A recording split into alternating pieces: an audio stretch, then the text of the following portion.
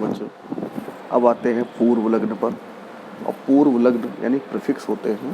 पूर्व लग्न का उपयोग किसी भी प्रतिस्थापी समूहों के लिए किया जाता है और इन्हें हम मूल शब्द जैसे एल्केन, एल्कीन या एल्काइन, ये मूल शब्द होते हैं, उसके पहले लिखेंगे।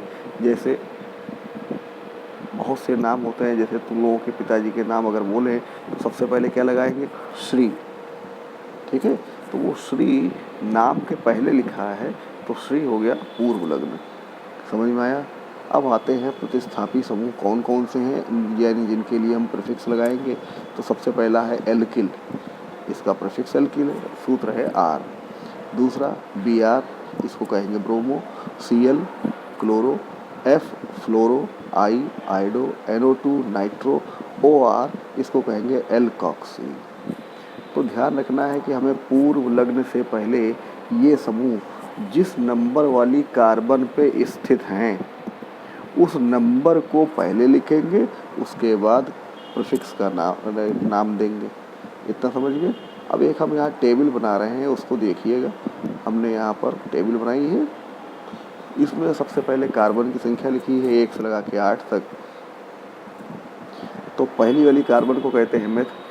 तो हम जो बोल रहे हैं उसको ध्यान से सुनिएगा। 1 कार्बन को मेथ, 2 कार्बन को एथ, 3 को प्रोप, 4 को ब्यूट, 5 को पेंट, 6 को हेक्स, 7 को हेप्ट, 8 को ऑक्ट, 9 को नॉन, 10 को dec. Meth, eth, prop, but, pent, hex, hept, oct, non, dec. इस प्रकार से 10 कार्बन की गिनती है। जब हम एल्केन बनाएंगे तो इसी मूल नाम में एन जोड़ेंगे। क्या जोड़ेंगे? एन। जैसे मेथ प्लस एन बराबर मेथेन, एथ प्लस एन बराबर एथेन, प्रोप प्लस एन बराबर प्रोपेन। इतना समझ में आ गया? सो सूत्र वो जो ऊपर जनरल फार्मूला लिखा है उसी आधार पर बनते हैं। ऐसे एल्कीन, एल्कीन का मतलब होता है डबल बॉन्ड वाले हाइड्रोकार्बन, जिनमें कार्बन और कार्बन के बीच में डबल बॉन्ड होगा। तो 2 कार्बन आवश्यक होने हैं।